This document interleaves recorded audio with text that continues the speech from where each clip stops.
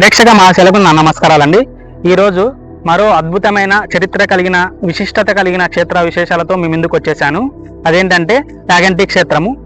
నేను ఇప్పుడు ప్రస్తుతం యాగంటి క్షేత్రంలో ఉన్నాను. ఈ యాగంటి క్షేత్రము నంద్యాల జిల్లా బనగానపల్లె మండలంలో కొలువై ఉంది. బనగానపల్లె నుండి 10 కిలోమీటర్ల దూరంలో, పాతపాడు గ్రామం నుండి 3 కిలోమీటర్ల దూరంలో ఈ యాగంటి క్షేత్రం కొలువై ఉంది. సాధారణంగా దక్షిణ భారతదేశంలో ఎన్నో శైవక్షేత్రాలు ఉన్నప్పటికీ ఈ యాగంటి క్షేత్రం వాటన్నిటికంటే విభిన్నమైనది. సాధారణంగా శైవక్షేత్రాల్లో పరమేశ్వరుడు లింగ రూపంలో దర్శనమిస్తాడు. కానీ ఈ యాగంటి క్షేత్రంలో పరమేశ్వరుడు ఉమామహేశ్వర రూపంలో మనకు దర్శనమివ్వడం ఇక్కడ ప్రత్యేకత. ఇలాంటి ఎంతో విశిష్టమైన చరిత్ర కలిగిన క్షేత్ర విశేషాలతో మనం ఈరోజు మీ ముందు వచ్చానండి. Let's begin our episode.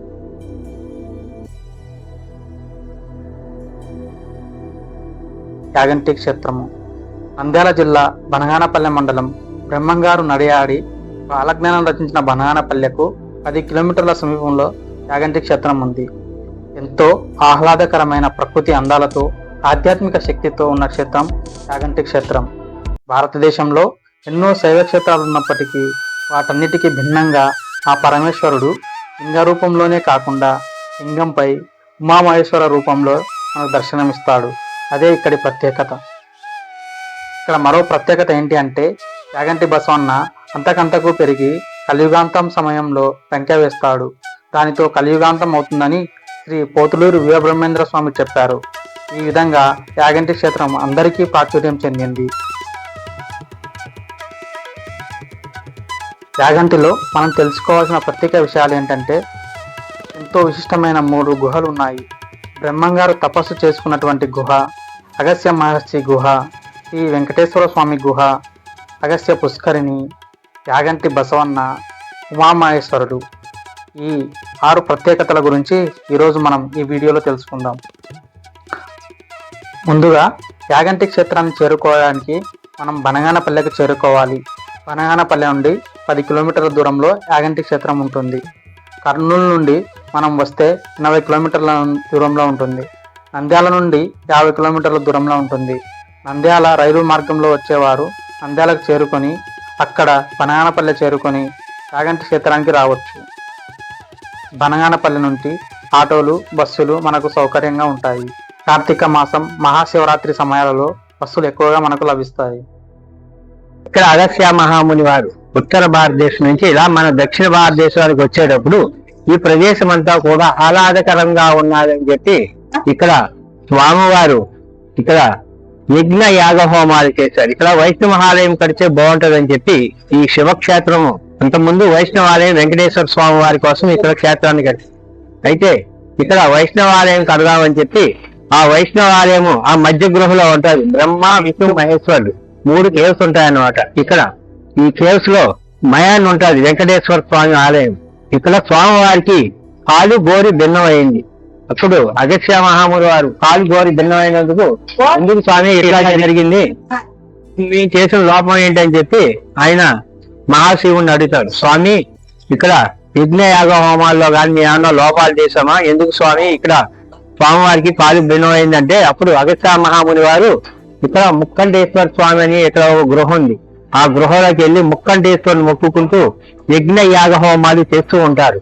యజ్ఞ యాగ హోమాలు చేసేటప్పుడు ఆకాశుడు అనే ఒక రాక్షసుడు కాకు రూపంలో వచ్చి ఇక్కడ యజ్ఞ యాగ హోమాలకి భంగం కలిగిస్తాడు. ఎట్లా అంటే కావు కావు అనేసి అక్కడ యాగాదుల్లో మాంసం ముద్దలు వేసి ఇక్కడ యజ్ఞ యాగాలకి భంగం కలిగిస్తారు. అప్పుడు అగస్త్య మహాముని వారు ముక్కోపి అయ్యి అప్పుడు యజ్ఞ యాగ హోమాలు జరిగినాయి కాబట్టి ఇక్కడ భంగం చేశారు. కాబట్టి శనికి వాహనమైన కాకి అంటే శనికి వాహనం, నవగ్రహాల్లో ఒక గ్రహం శని గ్రహం అన్నమాట. ఆ గ్రహానికి ఇక్కడ ఉన్నది కాబట్టి ఇక్కడ ప్రవేశం లేదని చెప్పి, క్షేత్ర పరిసర ప్రాంతంలో ప్రవేశం లేదని చెప్పి ఇక్కడ శాపం ఇస్తారు. ఆ శాపం వలన అప్పటి నుంచి ఇప్పటి వరకు ఇక్కడ కాకి అనేది రాదు. శనికి వాహనమైన కాకి రాదన్నమాట. ఇక్కడ విశేషం శని ప్రభావం లేని స్థలం కాబట్టి ఇక్కడ శనికి అంటే నవగ్రహాలకి అధిపతి సుబ్రహ్మణ్యేశ్వర స్వామి వారు కాబట్టి ఇక్కడ శని నది పశ్చిమ భాగాన్ని ఉంటుంది. చూడండి, అక్కడ ఆకాశ దీపం నల్లగా కనబడుతుంది పైన కొండ మీద. అక్కడ అమావాస్య, పౌర్ణమి, కార్తీక మాసంలో విశేషమైన రోజులప్పుడు అక్కడ దీపారాధన చేస్తాం. భక్తాదులు ఎవరికైనా సరే ఎటువంటి దోష ప్రభావాలు ఉన్నా సరే తొలగిపోవాలని చెప్పి ఇక్కడ దీపారాధన అక్కడికి వెళ్ళి మీరు చేయలేరు కాబట్టి ఇక్కడ షణ్ముఖ సుబ్రహ్మణ్యేశ్వర స్వామి అంటే నవగ్రహాలకు అధిపతి కాబట్టి ఇక్కడ దీపం వెలిగిస్తారనమాట. ఇక్కడ విశేషం. అయితే అగస్త్య మహాముని వారు ఇలాగా స్వామివారికి కాలు గోరి భిన్నమైందని చెప్పి అప్పుడు అక్కడ యజ్ఞ యాగ హోమాలు మళ్ళీ స్టార్ట్ చేశారు. అప్పుడు శివుడు పార్వతి వచ్చి అగస్త్య మహాముని వారికి ఇక్కడ అయ్యా వచ్చి వాళ్ళు దర్శనం ఇస్తారన్నమాట. ఆ దర్శనంకి అగస్త్య మహాముని వారు ఏం చేస్తారంటే, స్వామి ఇన్ని సంవత్సరాల నుంచి యజ్ఞ యాగ హోమాలు చేస్తాం, ఏం జరిగింది స్వామి అంటే, స్వామి ఇక్కడ వైష్ణవ ఆలయం వెంకటేశ్వర స్వామిని కడదాం అనుకున్నాను. అయితే స్వామివారికి కాలు గోరి భిన్నమైపోయింది. నేను చేసిన యజ్ఞ యాగ హోమాల్లో ఏమన్నా లోపాలు ఉన్నాయా స్వామి, ఏంది ఇలా జరిగింది? ఇచ్చే అగస్త్య మహాముని వారు బంగపోతూ ఉంటాడన్నమాట. స్వామి మీలో ఉన్న లోపం ఏమీ లేదు. అయితే స్వామివారికి యాగంటి బసవయ్యకి ఆయుష్ ఇస్తారన్నమాట. యాగంటి బసవయ్య అంచెలంచెలుగా పెరుగుతూ కాలు దూకి రంకి వేస్తాడు. ఆ రంకి శబ్దం కాశీ వరకు వినపడుతుంది. ఆ వినపడినప్పుడు తిరుమల కనుమరుగయ్యి వైభోగం అంతా కూడా ఈ కలియుగ వాసుడు ఈ వెంకటేశ్వర స్వామికి వస్తాడని చెప్పి వరం ఇచ్చారు. అప్పుడు అగస్త్య మహాముని వారు బంగుపోతూ ఉంటారన్నమాట. స్వామి మీ మనసులో ఏమన్నా కోరిక ఏమన్నట్టు కోరుకోండి, ఆ కోరిక మేరకు నేను నెరవేరుస్తానని చెప్పి స్వామివారు కోరిక మేరకు కోరిక ఏమన్నుంటే నెరవేరుస్తానని చెప్పి కోరుకోమని చెప్తారు. చెప్తే అగస్త్య మహాముని వారు ఏం చేస్తారంటే, స్వామి మీరు ఎక్కడైనా స్వామివారు మీరు లింగాకారంలో ఉన్నారు. కాశీ పోయిన లింగమే, శ్రీశైలం పోయిన శివలింగమే. యాడ చూసినా స్వామివారు అంటే శివుడు అంటే లింగాకారంలోనే ఉంటున్నారు, అమ్మవారు పక్కనే ఉంటున్నారు. అయితే ఇక్కడ మీరు స్వయంగా ఆది దంపతులై ఉమా మహేశ్వరులయ్యి ఒకే శిలలో మానవ రూపంలో దర్శనం ఇవ్వమని చెప్పి ఆయన కోరుకున్నారు. ఆయన కోరిక మేరకే ఇక్కడ స్వామివారు చూడండి కదా, వైటు బూదనామాలతో ఉన్నవారు స్వామివారు అంటారమ్మా. పసుపు కుంకుమ బొట్టు పెట్టుకుని అమ్మవారు అంటారు. ఇలాగా వాళ్ళిద్దరూ కూడా సాక్షాత్తు తదాస్తు అని చెప్పి వాళ్ళు అలా నిండిపోయారు. అయితే వెంకటేశ్వర స్వామిది మొదటి పాదం ఇక్కడే, రెండవ పాదం దేవుని గడప, మూడవది వచ్చి తిరుమల అన్నమాట. ఇక్కడ కలియుగా వాసుడే కాబట్టి స్వామివారు ఇక్కడ యాగంటి బస్సు అంచెలంచెలుగా పెరుగుతూ ఆలుగూకి రంగి వేస్తాడన్నాను కదా. అంచెలంచెలు అంటే చెప్తున్నాను, సంవత్సరానికి ఒక దార పోగంత మందాన్ని పెరుగుతూ ఉంటారు. 20 సంవత్సరాలకు వచ్చి అంగుల పరిమాణం పెరుగుతూ ఉంటారు. ఇలాగా అంగుల పరిమాణం పెరిగినప్పుడు అలా పెరుగుతూ పెరుగుతూ స్వామివారు ఒకసారి రంగి వేస్తారు. అప్పుడు తిరుమల కనుమరుగయ్యి కలియుగ వాసుడు ఈ యాగంటి క్షేత్ర వెంకటేశ్వర స్వామి అవుతారన్నమాట. అప్పుడు వీరబ్రహ్మం గారు చివర గృహంది వీరభోగ వసంత రాయిలాగా వస్తారనమాట. యాగంటి బసవయ్య వెంకటేశ్వర తర్వాత ఇదినైనా విశేషము. ఇక్కడ అగస్త్య పుష్కరిణి అని ఉన్నది.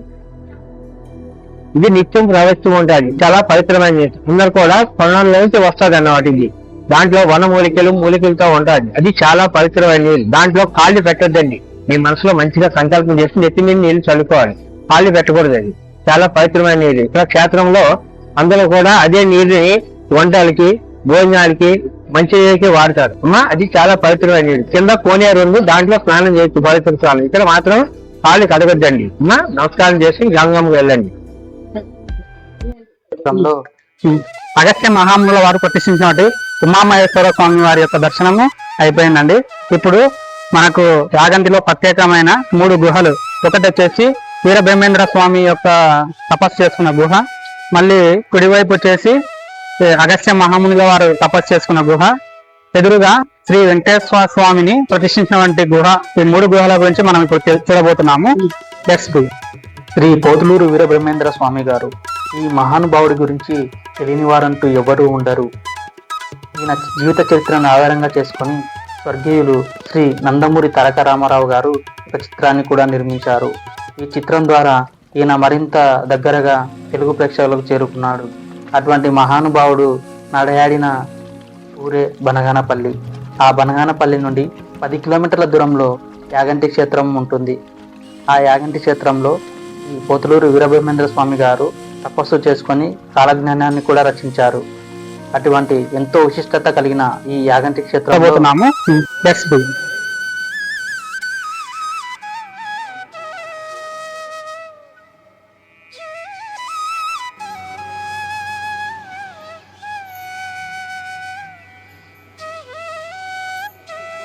స్వామి కాశీలో పుట్టాడు, పాపాటి మండలంలో పెరుగుతాడు. 10 ఏళ్ళు బాలుగా చెమ్మింటికి వస్తే ఆమెకి వేరే వాళ్ళు చాటగా చెప్తారు.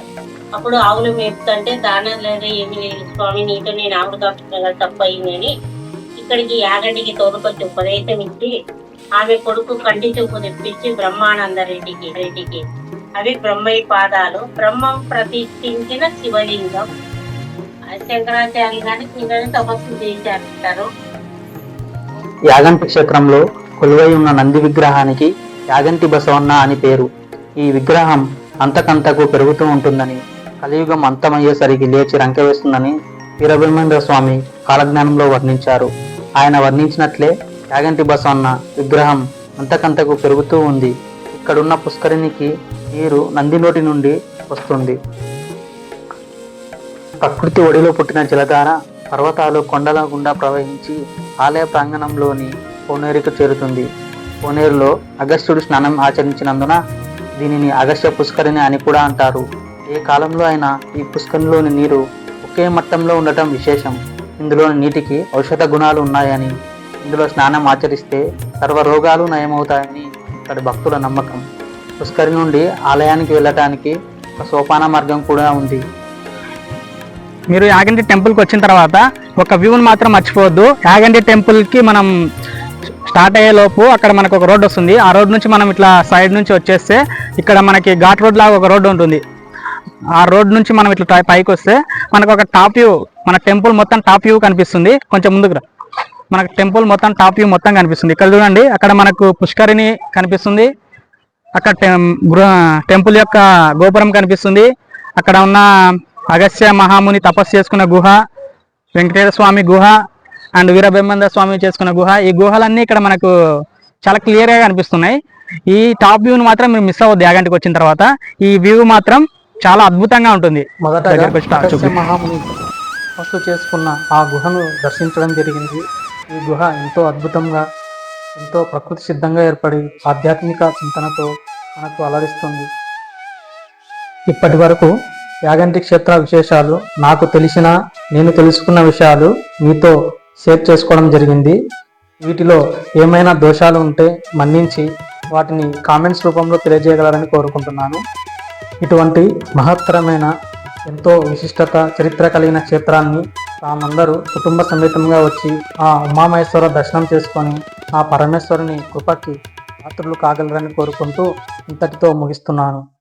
Thank you.